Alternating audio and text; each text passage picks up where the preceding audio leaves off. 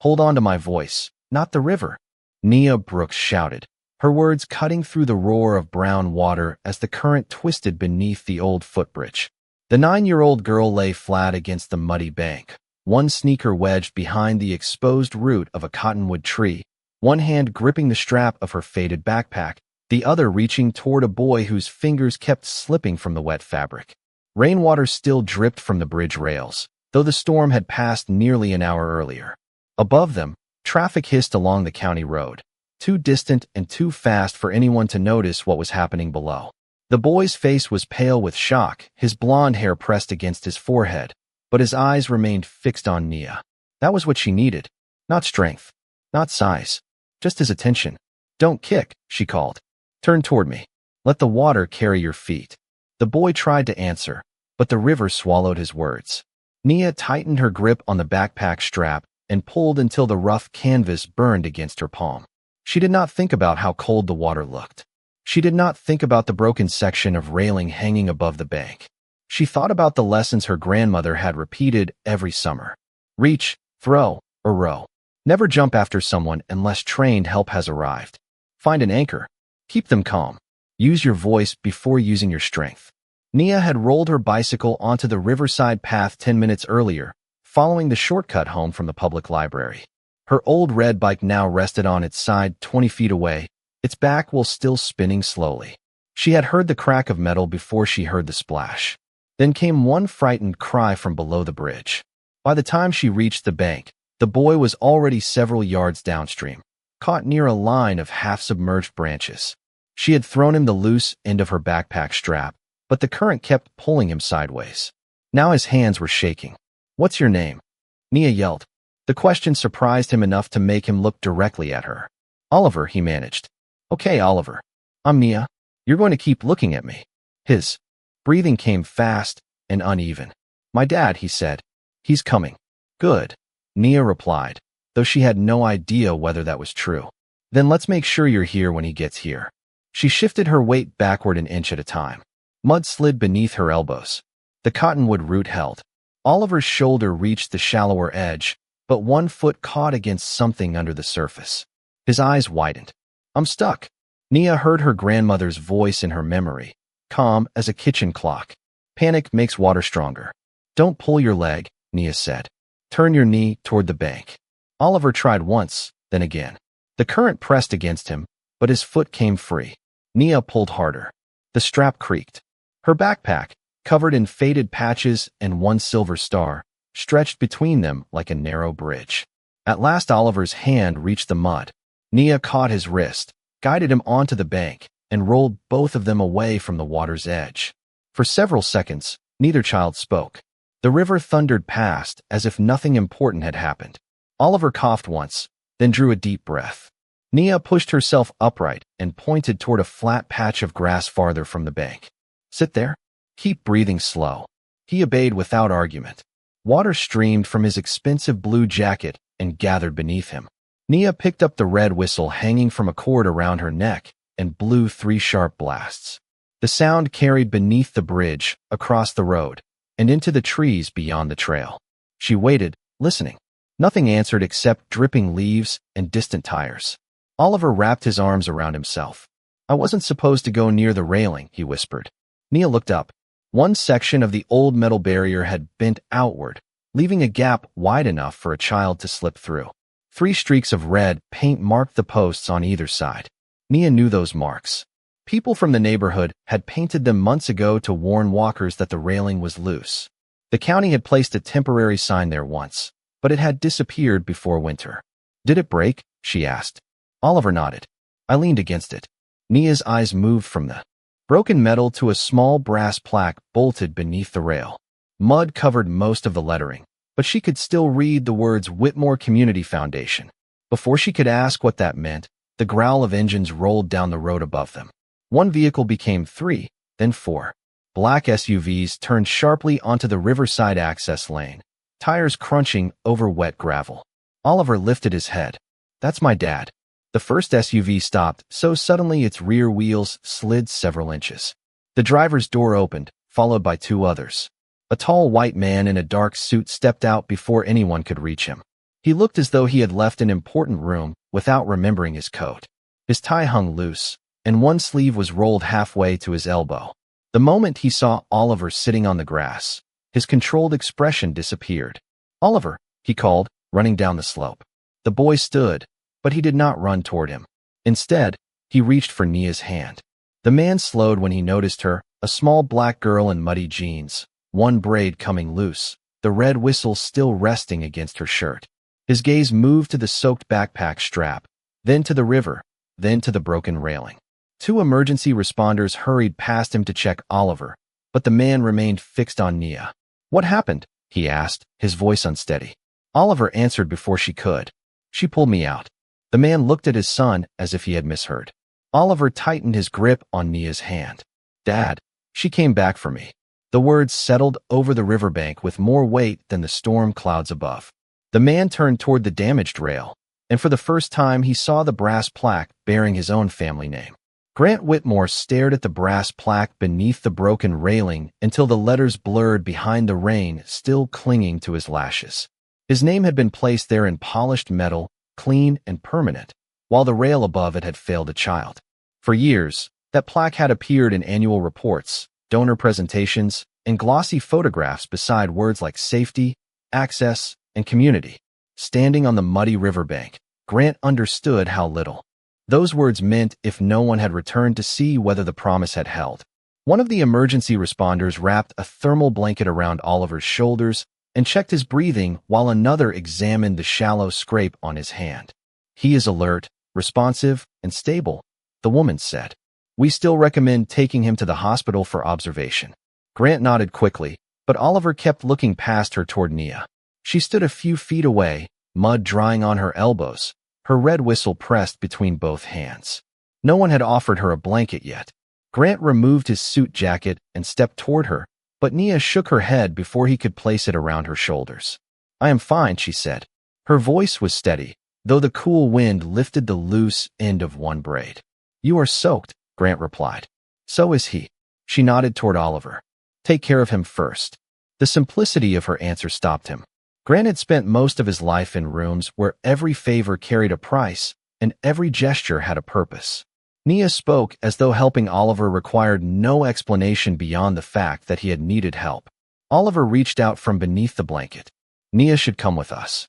"The responders need to check her too," Grant said.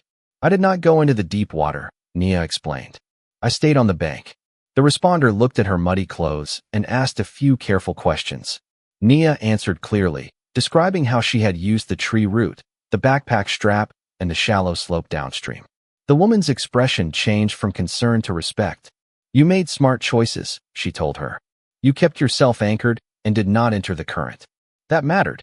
Nia looked down at the red whistle. "My grandmother taught me." Grant took out his wallet, pulled free several bills, then hesitated. The movement felt natural to him, almost automatic. Money solved delays, replaced damaged things, opened locked doors. He held the bills toward Nia. "Please take this. For your backpack, your clothes, anything you need." Nia looked at the money, but did not reach for it. "No, thank you." Grant assumed she was being polite. "It is not charity. You saved my son. I know what I did." Her answer was not rude. It was calm enough to make his hand lower slightly. "Then tell me what you want." Nia glanced toward the broken railing. "Fix that." Grant followed her gaze. Water dripped from the bent metal. The red warning marks stood out against the gray posts like three small alarms that no one had heard. "It will be repaired," he said. "Not just this part," Nia replied. "The path lights do not work near the south bend. The warning sign disappeared months ago. The boards by the fishing steps are loose. My grandmother sent letters." Grant looked back at her. "Letters to whom?" Nia pointed to the plaque. "Your foundation." Rachel Hayes, who had followed Grant down the slope with his phone and coat, stopped several feet behind him. Her expression tightened almost invisibly. Grant noticed. "Rachel." She looked at the railing, then at Nia. "I will check the records immediately." Nia rubbed mud from the silver star sewn onto her backpack. "People here already told someone." More than once. Grant felt the sting of the sentence because she did not raise her voice. She did not accuse him. She simply placed the truth between them and allowed him to look at it. Oliver shifted beneath the blanket. "Dad, you said you were coming today." Grant turned toward his son. I know. You said we would walk the trail together. Grant opened his mouth, but the explanation arrived before the apology. The board meeting had run late. An investor had flown in unexpectedly. Daniel Mercer had insisted the foundation presentation could not proceed without him. All of it had seemed urgent 2 hours earlier. Now every reason sounded small beside Oliver's wet shoes and Nia's torn backpack strap. I should have been here, Grant said. Oliver lowered his eyes. The driver stayed in the parking lot because he had a phone call. I wanted to see the river. Grant's face tightened. You should not have gone alone. Oliver looked at the broken rail. You should have come. The words were quiet, but they struck deeper than anger could have. Grant glanced toward Nia, suddenly aware that she was witnessing the exact distance between the man he appeared to be and the father his son knew. Nia did not look pleased or judgmental. She only watched Oliver with concern. Grant knelt, so he was level with both children. You are right, he told his son. I was late, and I was not where I promised to be. Oliver looked up, uncertain. Grant rarely admitted fault without surrounding it with explanations. I am sorry, he continued. I will not pretend a meeting mattered more than this. Then he turned to Nia. And I will not pretend fixing one rail is enough. Nia studied him for a moment. Good. Rachel approached with her tablet, rain speckling the screen. Grant, there is something you need to see. She opened a photograph from the foundation archives. It showed the same stretch of riverbank at a ribbon-cutting ceremony 3 years earlier. Grant stood in the center, smiling beside Daniel Mercer. Behind them, the railing looked newly painted. Beneath the image was a project summary claiming that the full riverside safety upgrade had been completed. Nia stepped closer and pointed toward the screen. That is not true. Grant stared from the photograph to the broken rail. How do you know? She walked several feet along the path and touched the nearest post. 3 narrow lines of red paint crossed the metal. Because Mr. Lewis from the bait shop marked every dangerous section last fall, she said. There are 12 more just like this one. Grant slowly raised his eyes toward the trail disappearing around the bend. For the first time, he understood that Oliver had not fallen through one neglected railing. He had fallen through a lie bearing the Whitmore name. The emergency responders took Oliver to St. Matthew's Medical Center for observation, and Grant insisted that Nia be checked as well before anyone left the river. By the time the hospital released her, evening had settled over the county, turning the wet streets silver beneath the streetlights.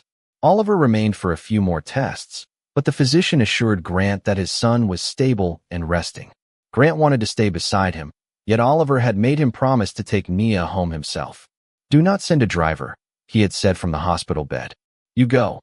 So Grant sat in the back of the SUV beside Nia while Rachel rode in front, searching the Whitmore Foundation database on her tablet.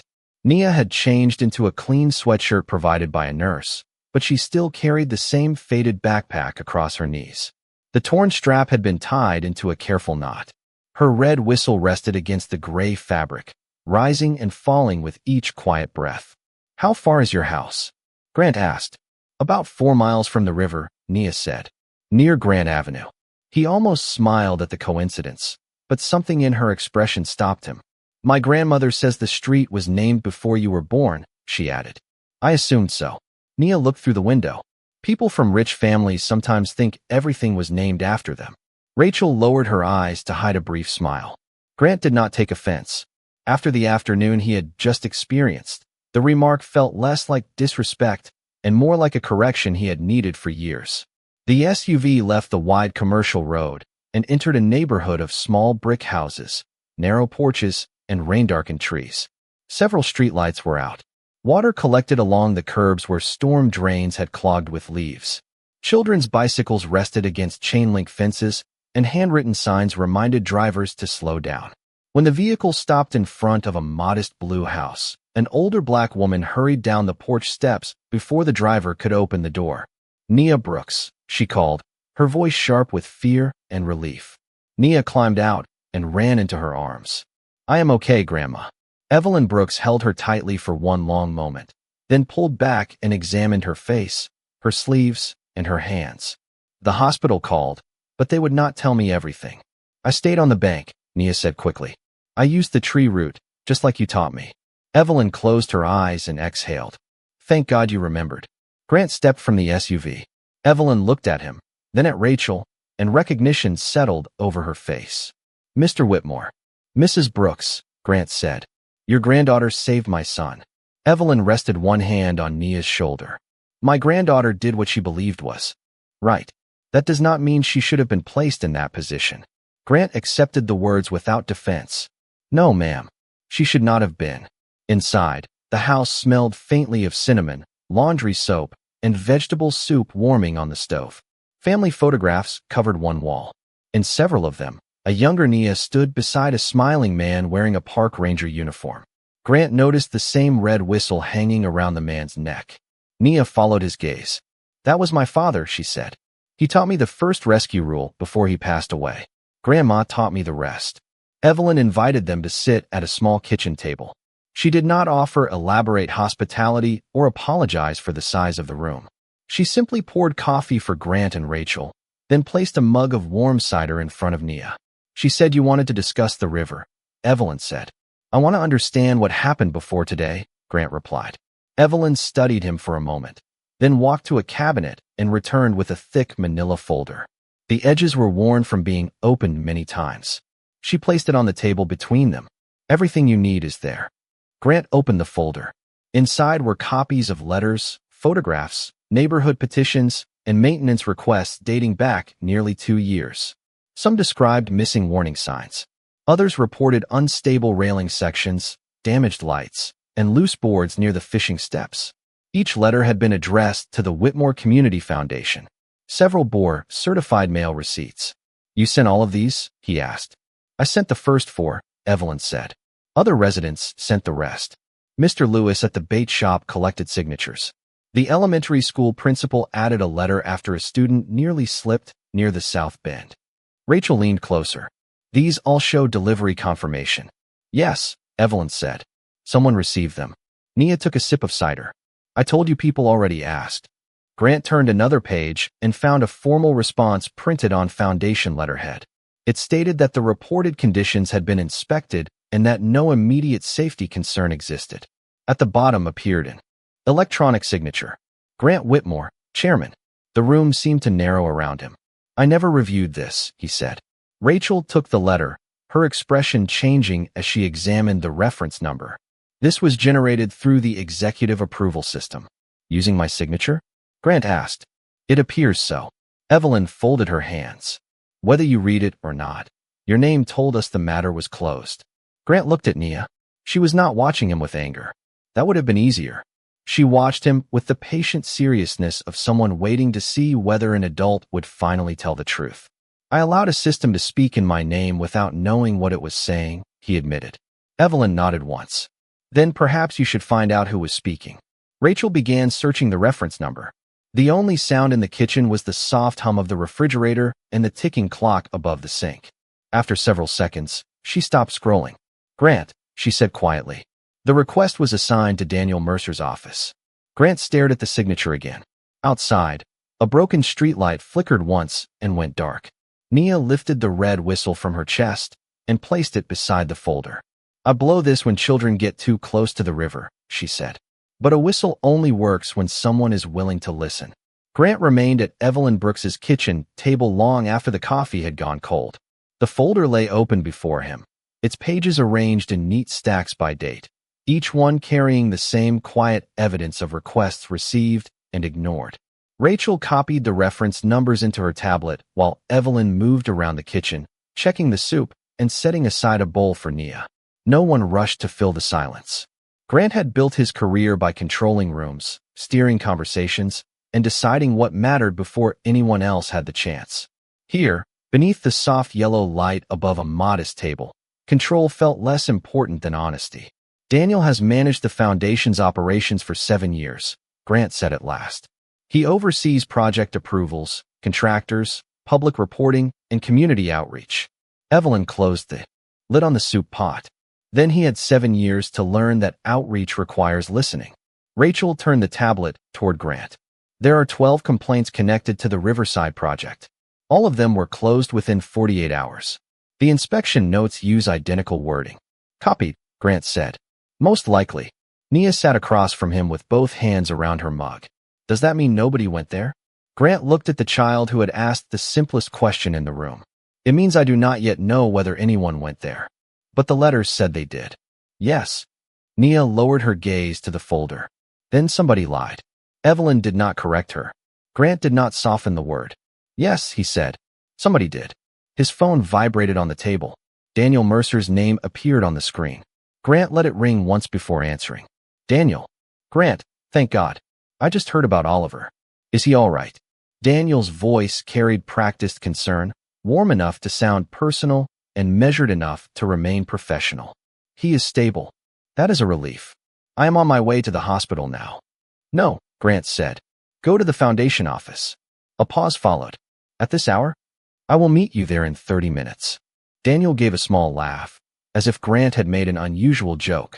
Surely this can wait until morning. Grant looked at the electronic signature printed beneath the false response. It has already waited too long. He ended the call before Daniel could answer. Evelyn watched him carefully. You intend to confront him tonight? I intend to ask him questions while the records are still where they belong. Rachel stood and gathered her coat. I will alert security to preserve the servers and restrict document access. Grant nodded, then turned to Nia. I will come back tomorrow. For the folder? She asked. For the truth. Nia considered that. Bring Oliver too, if the doctor says he can come. Grant felt something shift inside him. After everything that had happened, she was still thinking of his son. I will. At the hospital, Oliver was awake when Grant returned. He sat propped against white pillows, wearing dry clothes provided by the staff and watching the rain trace narrow paths down the window. Did Nia get home? He asked immediately. She did. Was her grandmother mad? Worried? Then proud? Oliver nodded as though that made sense. Grant sat beside the bed. I need to go to the foundation office for a while. The boy's face changed. It was slight, but Grant saw it this time. The expectation of being left again. Tonight? Oliver asked. Yes, but Rachel will stay here, and I will return before you fall asleep. You said you were coming to the trail. Grant lowered his eyes. I know. Oliver looked toward the dark window. Meetings always take longer than you say. The words were not accusing. That made them harder to hear. Grant removed his watch and placed it on the bedside table. It was an expensive habit of precision, a device that measured every minute he had failed to give his son.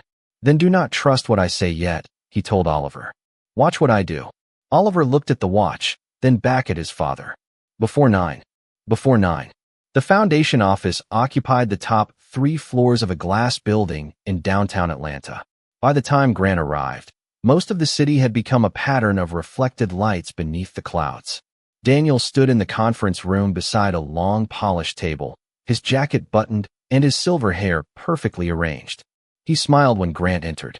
You look exhausted. Sit down. We can handle whatever happened. Grant remained standing. Rachel placed the folder from Evelyn's house on the table between them. Daniel's smile faded by a fraction. Do you recognize these? Grant asked. Daniel glanced at the first page. Community correspondence. We receive hundreds of letters each quarter. These concern the Riverside project. Then maintenance should have addressed them. Rachel opened her tablet. They were routed to your office. Daniel folded his arms. My office routes many matters. Grant slid the response letter across the table. This carries my signature. Daniel looked at it and exhaled as though confronting a minor administrative mistake. Your electronic authorization is used for standard closures. You approved that process years ago. Did anyone inspect the railing? I would have to review the file. The file says yes. Daniel's eyes moved briefly toward Rachel. Then an inspection occurred. 12 complaints were closed with identical notes, Rachel said. All within 48 hours. Daniel's jaw tightened. Efficiency is not evidence of misconduct. Grant leaned forward, his voice quiet. My son went through that railing today. For the first time, Daniel lost his polished calm. Oliver was there. He was in the river. The room fell still. Daniel looked toward the windows, then back at Grant. I am deeply sorry, but one accident does not prove the entire project failed. Grant opened the folder to a photograph showing 12 red marks along the trail. A 9-year-old girl knew the danger better than this foundation did. Daniel's expression hardened. Children often exaggerate what they see. The words had barely left his mouth when the conference room door opened. Rachel turned. Nia stood in the hallway beside Evelyn, the red whistle visible against her sweatshirt. Then ask me what I saw, she said. Nia stepped into the conference room with Evelyn beside her, and the soft click of the door sounded louder than it should have in the glass-walled space. Daniel Mercer looked from the child to Grant, then toward Rachel, as though someone had violated an unspoken rule by allowing the truth to enter without an appointment. This is not an appropriate place for a child, Daniel said. Nia's hand closed around the red whistle at her chest. The river was not an appropriate place for a broken railing. Evelyn placed one hand gently on Nia's shoulder, not to silence her, but to steady the room around her. Grant glanced at the clock on the far wall. It was 8:23. He had promised Oliver he would return before 9. Yet leaving now would mean allowing Daniel to shape the story before the facts were secured. "Why are you here?" Grant asked Evelyn. Rachel called to ask whether she could keep copies of the letters. Evelyn replied. Nia heard enough of the conversation to know someone had questioned what she saw. She asked to come. Daniel gave a restrained sigh. "Mr. Whitmore, with respect, this is becoming emotional. We should let trained investigators review the matter. Then begin by answering her," Grant said. Daniel turned toward Nia with the stiff patience of a man pretending kindness for an audience. "What exactly did you see today?" "I saw Oliver near the railing," Nia said. "I heard the metal crack. Then he fell through the open section toward the bank." Daniel folded his hands. "Did you see the railing fail before he touched it?" "No." "Did you inspect the bolts?" "No." "Did you witness anyone remove the warning sign?" "No." His tone became smoother with every answer. "Then you cannot know whether the foundation was responsible." Nia studied him for a moment. "I know the red marks were there. Those could have been painted by anyone. Mr. Lewis painted them. And is Mr. Lewis a licensed engineer?" Nia's eyes narrowed, but her voice stayed calm. "He owns the bait shop. He walks that trail every morning." Daniel looked toward Grant as if the distinction proved his point. A concerned resident is not the same as a professional assessment. Evelyn opened the folder and removed a photograph. This was taken last November. It shows the same gap beginning to separate at the base. Daniel barely glanced at it. Photographs can be misleading. Rachel tapped her tablet. "The image includes location data and a timestamp." "Then send it to legal," Daniel replied. "We should not conduct an inquiry through a child's memory." Nia placed the red whistle on the polished table. The small object looked almost out of place among the leather folders and digital screens. "You keep saying I am a child like that makes the railing less broken." Silence spread across the room. Grant saw Daniel's expression harden. He also saw the exact moment the conversation stopped being about safety and became about control. "Nia," Grant said, "did you come here only to answer questions?" She shook her head. "I came because there is something else." From the side pocket of her backpack, she removed a folded sheet of paper. The page was wrinkled and spotted from the rain, but the handwriting remained visible. She slid it toward Grant. "I found this under the bridge. Last month, it was a photocopy of a maintenance notice. Across the top were the words temporary closure recommended. Below them, a list identified 4 unstable railing sections, 2 damaged lights, and loose boards near the fishing steps. At the bottom appeared the logo of Easton Civil Services, one of the Foundation's approved contractors. Rachel read the document twice. This assessment was never attached to the project file.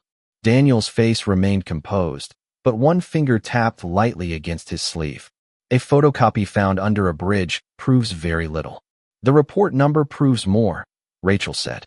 She entered the code into the database. The search returned one result, then disappeared from the screen. Rachel tried again. The record was archived. "Open the archive," Grant said. Rachel's fingers moved quickly. "Access is restricted to the operations director." Every eye turned toward Daniel. He straightened his jacket. "That could be a routine permissions issue." Grant stepped closer to the table. "Unlock it." "I do not have my credentials with me." Rachel looked at him. "You signed into the building security system 8 minutes ago. Your operations token is active." Daniel's practiced calm finally cracked. "This is absurd. You are treating an administrative irregularity like a criminal scheme because your son had an accident." Grant's voice dropped. "Do not use my son to excuse your decisions." Daniel turned toward the windows, where Atlanta's lights reflected across the dark glass. "You wanted efficiency. You wanted measurable impact. You wanted the Foundation's name attached to projects donors could see. I gave you that. By ignoring safety reports?" Grant asked. By prioritizing resources. Nia looked at him. You mean you picked which people mattered? Daniel faced her sharply. That is not what I said. It is what happened. Grant felt the sentence settle inside him because it did not belong only to Daniel. He had praised the gala numbers, approved the advertising budget, and accepted awards beneath photographs of neighborhoods he rarely visited. Daniel had managed the machine, but Grant had rewarded its results. Rachel unlocked a secondary administrative panel and opened the archived record. A budget summary appeared on the conference room screen.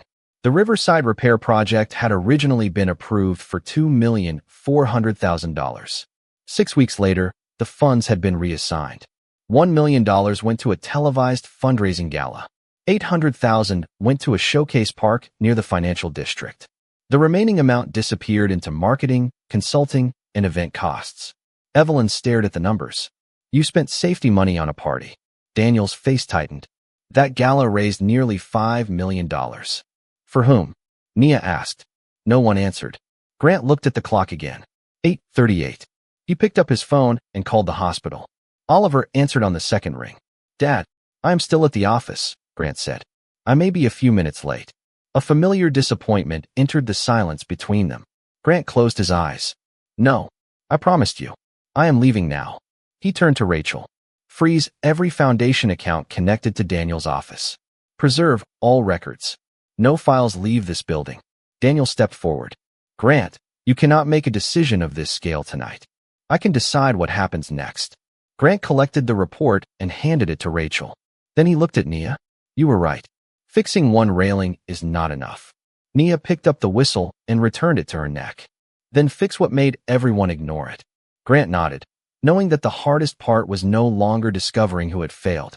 It was admitting how much of that failure had carried his own name. Grant reached St. Matthew's Medical Center at 8:57, 3 minutes before the promise he had made to Oliver expired. The hallway lights were dimmed for the night, and the steady hum of the ventilation system made every footstep sound louder. Oliver was still awake, sitting against the pillows with Grant's watch resting in his palm. When Grant entered, the boy looked first at the clock above the door, then at his father. You came back, he said. Grant crossed the room and sat beside him. I said I would. Oliver held out the watch. You can have this back. Grant closed the boy's fingers around it. Keep it tonight. Oliver studied his face. Did you find out who ignored the railing? I found out the problem is bigger than one person. Does that mean nobody is in trouble? Grant shook his head.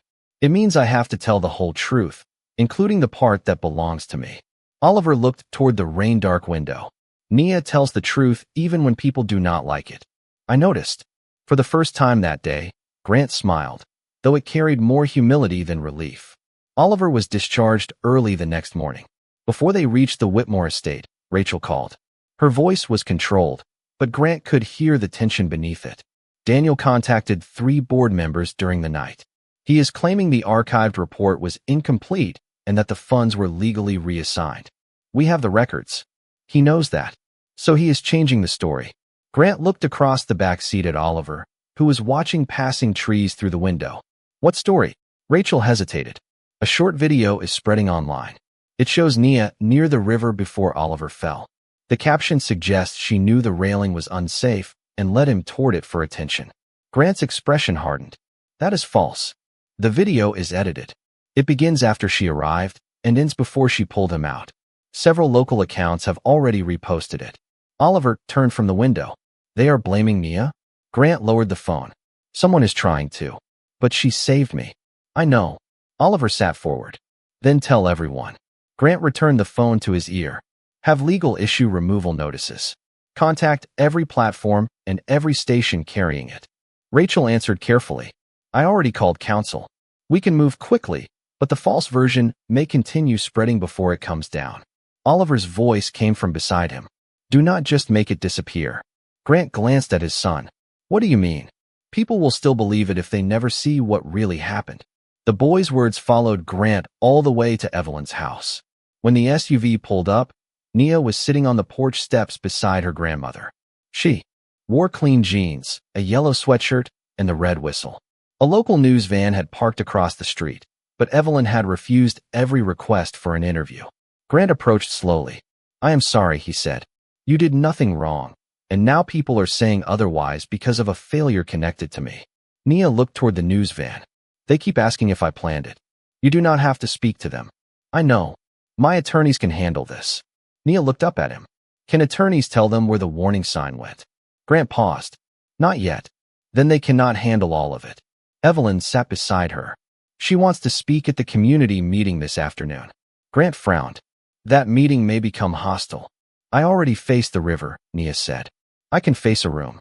Grant recognized the sentence not as bravado, but as decision. Still, he could not ignore the responsibility of protecting her. You will not stand alone, he said. Neither will Oliver, came a voice behind him. Oliver had stepped out of the SUV.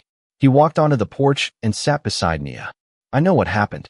Nia gave him a small smile. You were busy being rescued. I still remember. He took out his phone. And I found something. Grant looked over his shoulder. Oliver opened a message from the family driver. The man had been parked near the trail entrance when the accident occurred, and the SUV's dashboard camera had recorded the access road and part of the river path. The full video showed Oliver walking alone toward the railing. It showed Nia arriving on her bicycle from the opposite direction. It showed her stopping, pointing toward the red marks, and calling for him to move away from the edge. Then the metal gave way. The angle did not capture the water below, but it clearly showed Nia running toward the bank and blowing her whistle.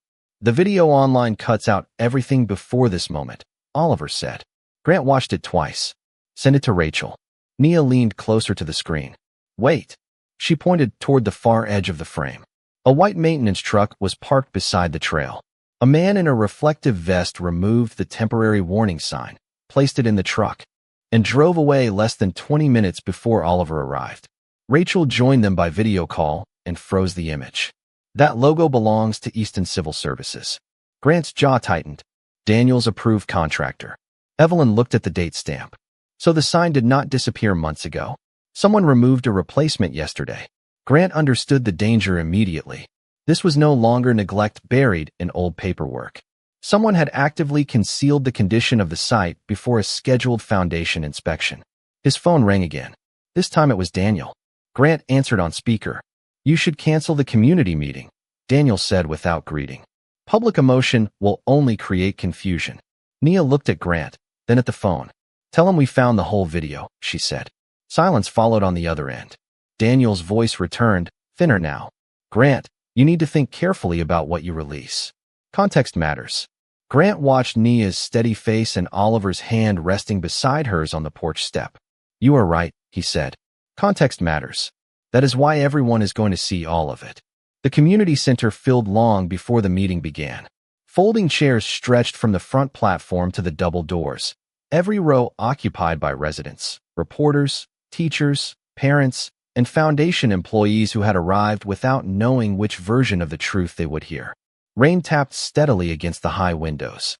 Near the entrance, volunteers placed paper cups of coffee on a long table, but few people touched them. The room carried the tense quiet of a place waiting for someone to decide whether honesty would be allowed inside. Nia sat in the front row between Evelyn and Oliver, her red whistle resting against her yellow sweatshirt. Grant stood near the side wall with Rachel, speaking softly to the city safety inspector and two members of the foundation board. Daniel Mercer arrived 5 minutes before the meeting, accompanied by an attorney and wearing the same dark suit he had worn the night before. He moved through the room with a calm expression, greeting people by name as though this were an ordinary public forum, and not the moment his decisions might finally become visible. When he reached the front, his eyes paused on Nia. She did not look away. The meeting opened with the neighborhood council president, Mrs. Carter, asking everyone to remain respectful. Daniel requested to speak first.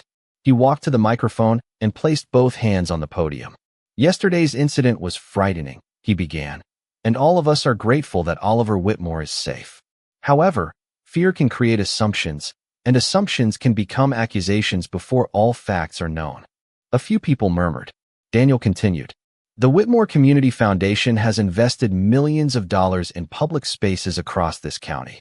Maintenance decisions are made through professional reviews, not social media claims or emotionally charged statements. A short video circulating online has been misunderstood, but so has the response to it. We must avoid turning one unfortunate event into a public trial. Grant watched him carefully. Daniel was not defending the railing. He was defending the system that had allowed it to remain broken.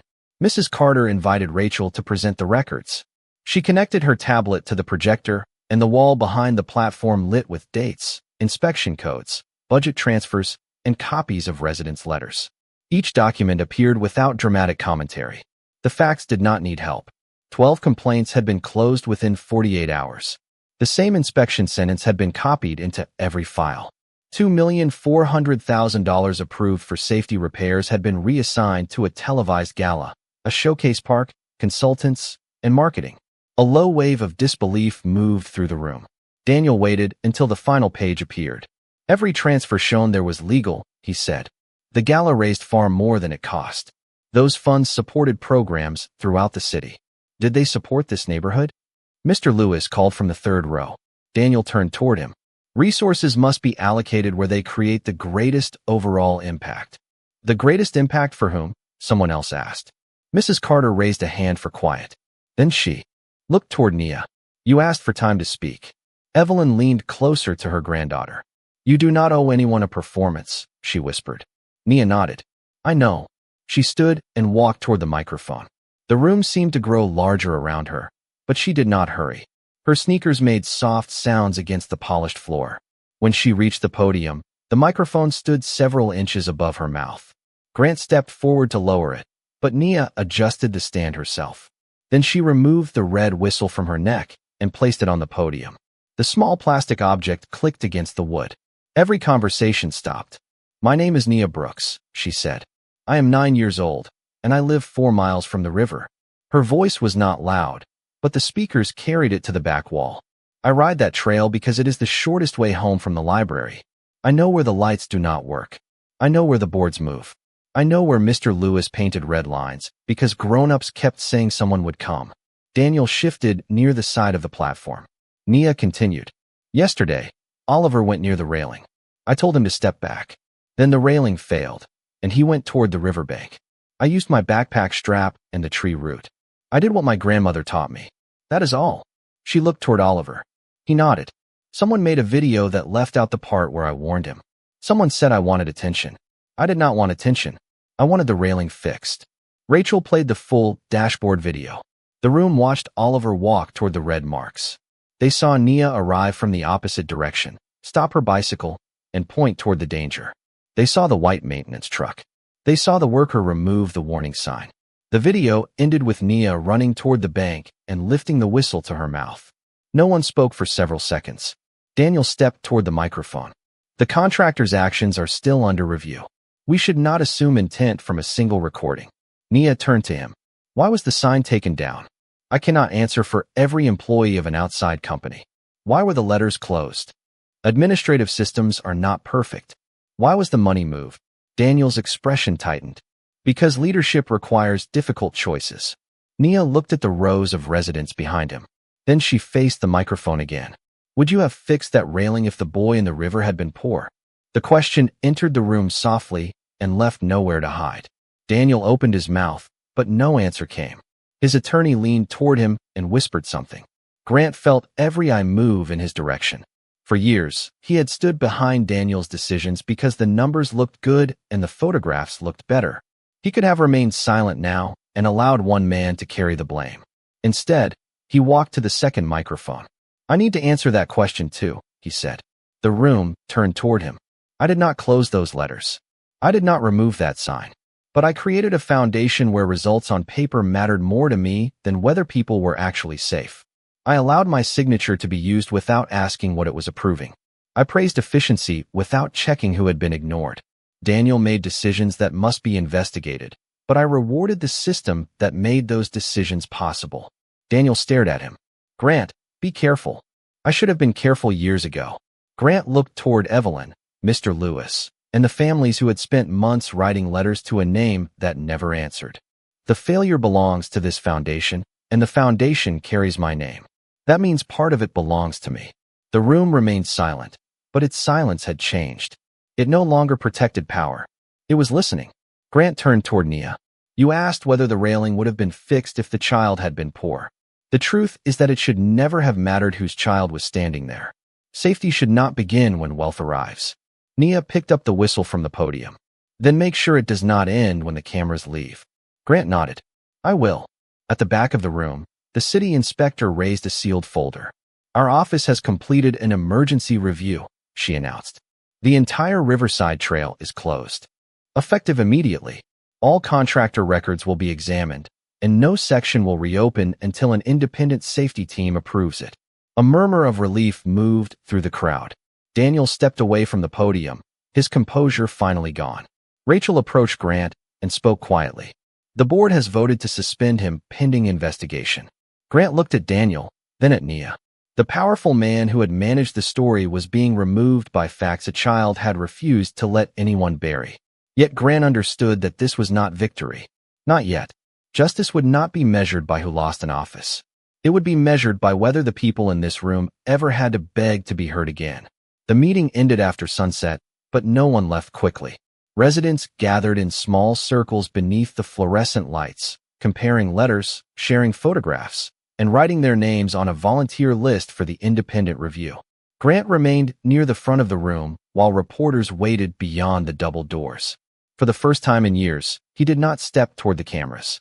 He stepped toward the folding chairs where Nia, Oliver, and Evelyn were collecting their things. The board approved Daniel's suspension, Grant said. The city has frozen every contract connected to Easton Civil Services. Evelyn nodded, but her expression did not soften. That is a beginning. I know. Grant looked at Nia. You asked me to fix what made everyone ignore the danger. I have been thinking about what that means. Nia slipped the red whistle over her head. It means you cannot be the only one deciding. Grant glanced at Evelyn, then back at the child. You are right. The following morning, the Whitmore Foundation Board convened in an emergency session. Grant sat at the head of the long conference table, but he did not open the meeting with a speech. Instead, he placed copies of the neighborhood complaints in front of every board member. The pages looked small against the polished wood, yet they carried more weight than the financial reports stacked beside them. Effective today, Grant said, the Riverside project will no longer be managed through the Foundation's executive office. One board member adjusted his glasses. Then who will oversee it? A public council. Murmurs moved around the table. Grant continued. Half the seats will belong to residents from the neighborhoods that use the trail. The remaining seats will include a teacher, an emergency responder, a city engineer, a small business owner, and a youth representative. A youth representative? Another member asked. Someone who actually walks the trail, Grant replied. He did not say Nia's name. He had learned enough to understand that turning her into a symbol without her consent would repeat the same mistake in a different form. The council's first meeting took place 2 days later at Evelyn's kitchen table because the community center was already booked. Mr. Lewis brought a map of the river path covered with handwritten notes. Mrs. Carter brought school crossing reports. A fire department captain identified areas where emergency vehicles could not enter. Nia sat beside Oliver with colored pencils and marked the places where children usually climbed down to fish. Grant listened. He did not direct the discussion. Each time he felt the impulse to offer a solution, he waited until the people who lived there had finished speaking. We need lights here, Nia said, circling the south bend in yellow. Not the kind that shut off at midnight. Some parents work late. Mr. Lewis pointed farther down the map.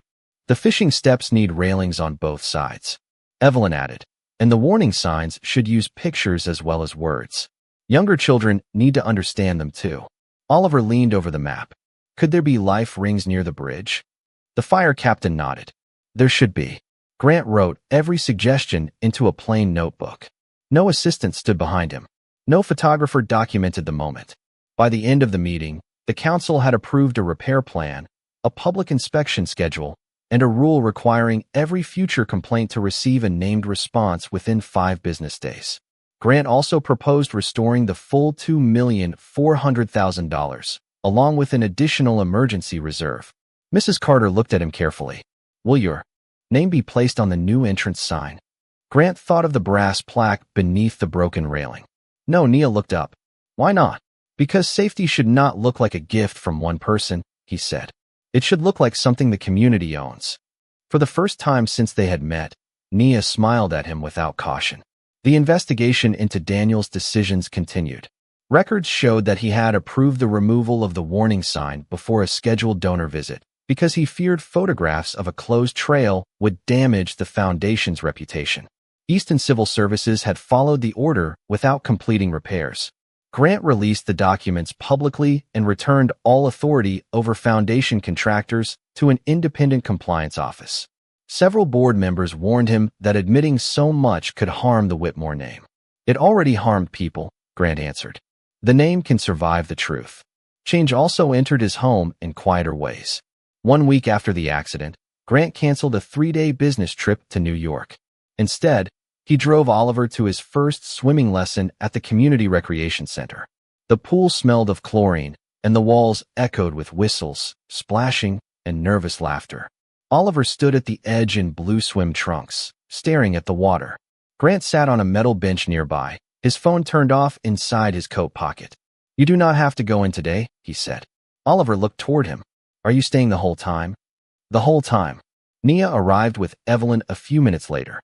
She wore a bright green swim cap and carried a towel over one shoulder. "You look scared," she told Oliver. "I am." "Good. That means you know to pay attention." She stepped into the shallow end first and held out her hand. Oliver took it.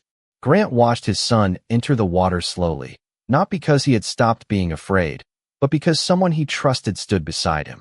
Halfway through the lesson, Oliver floated for 3 seconds without holding the wall. His face lit with surprise. Grant rose from the bench and clapped before anyone else did. Oliver looked toward him immediately. This time, the chair was not empty. After the lesson, the children sat on the pool steps with their feet in the water. Oliver turned the watch Grant had given him over in his hands. "Why did you save me?" he asked Nia. She looked at the ripples spreading from their ankles. "Because you needed help. You did not know who I was." Nia shrugged. "The river did not ask who your father was." Grant heard the words from several feet away. They stayed with him long after the pool had gone quiet, because he finally understood that real responsibility began at the exact point where status stopped mattering. By the beginning of summer, the Riverside Trail no longer looked like a place people had learned to avoid. New steel railings followed the curve of the bank, anchored deep into concrete, and painted a soft blue that stood out against the trees. Solar lights lined the path from the parking lot to the fishing steps. Bright signs used simple words and clear pictures to warn children where the current became dangerous. Life rings hung beside the bridge, and every inspection date was posted on a public board near the entrance. The community council had reviewed each decision, and residents had walked the entire trail before approving its reopening. No ribbon had been tied across the gate. No oversized photograph of Grant Whitmore stood nearby. The only new sign at the entrance read Riverside Safety Trail, built and protected by the community. On opening morning, families arrived carrying folding chairs, picnic baskets, and bright towels. Children rode bicycles along the marked lane, while volunteers handed out maps and water safety cards. Mr. Lewis from the bait shop stood beside the fishing steps, proudly explaining the new railings to anyone who would listen. Mrs. Carter organized the free swimming registration table. Evelyn sat beneath a cottonwood tree with a thermos of coffee, watching Nia move through the crowd in a Navy Youth Rescue shirt that was still slightly too large for her. The red whistle remained around her neck. She had completed the junior water safety course at the recreation center, earning the highest score in her class on emergency awareness and safe rescue decisions. She was not permitted to perform adult rescues, and she understood that clearly. Her role was to recognize danger, call for trained help, and teach younger children how to respect the river. She treated that responsibility with more seriousness than many adults treated their jobs. Oliver stood beside her wearing the same blue watch Grant had left with him at the hospital. He had continued swimming lessons twice each week. He could now cross the shallow end without stopping, though deep water still made him cautious. Nia never teased him about that. She said caution was useful when it helped someone think. Grant arrived carrying 3 folding chairs instead of a phone. He wore jeans, a plain white shirt, and no tie. Rachel walked beside him with a stack of council reports, but even she seemed different outside the glass office walls. When Grant saw Oliver, he raised one hand. Oliver waved back immediately. There had been no driver that morning, no assistant waiting to take over, and no meeting scheduled afterward. Grant had learned that being present was not a grand act. It was a habit built one ordinary hour at a time. The official program began near the new bridge. Mrs. Carter thanked the residents, engineers, emergency responders, teachers, and volunteers. She invited Grant to speak next, but he shook his head. Nia should go first, he said. A quiet murmur of approval moved through the crowd. Nia looked toward Evelyn, who gave her a small nod. Then she walked to the microphone. Sunlight reflected off the river behind her, turning the water gold at the edges. For a moment, she listened to the sound of it moving beneath the bridge. Months earlier, that same sound had covered Oliver's frightened voice. Today it mixed with children laughing, bicycle bells ringing, and families talking beneath the trees. Nia adjusted the microphone with both hands. People keep saying this trail is safer because new things were built, she began. That is true, but it is not the whole reason. She looked toward the public inspection board. It is safer because people have to answer now. Letters cannot disappear. Reports cannot be closed without names. The people who use this place get to help make decisions about it. Grant stood near the front, listening without trying to shape her words. A railing matters, Nia continued. A warning sign matters. A light matters. But those things only show up when somebody pays attention before something goes wrong. She touched the red whistle at her chest. Saving someone starts before they fall. The crowd became still. The sentence did not sound like a slogan. It sounded like a promise the community had finally made to itself. Nia stepped away from the microphone, and Oliver met her at the bottom of the platform. You were good, he said. I was nervous. You did not look nervous. That is because I practiced. Grant approached them carrying a small wooden box. He handed it to Nia. Inside was a new red whistle engraved with the date the trail reopened. Nia looked at it, then at the old whistle around her neck. I do not need a new one, she said. Grant smiled. I know.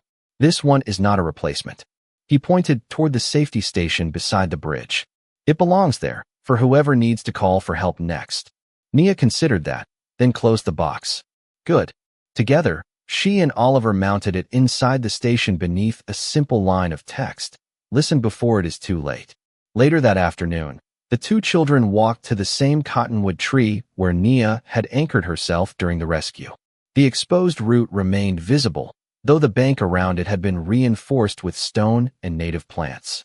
Oliver looked toward the water. Do you ever think about that day? He asked. Sometimes. Were you scared? Nia nodded. Being brave does not mean the fear leaves. Oliver watched the current move past them. Then what does it mean? It means fear does not get to make every decision. Grant stood several yards away, close enough to hear, but far enough to let the moment belong to them. Months earlier, he would have reached for his phone during the silence. Now he simply watched his son and the girl who had changed both their lives. Nia had pulled Oliver from the river, but that was only the beginning. She had pulled a hidden failure into the light. She had pulled a powerful man toward responsibility. She had reminded an entire community that dignity did not depend on wealth, and safety did not belong more to one child than another. As the sun lowered behind the trees, Oliver and Nia started back toward the trail entrance. Grant followed beside them, not ahead, not late, and not distracted. The river continued on behind them, steady and bright, while the red whistle waited at the bridge for the next voice that needed to be heard.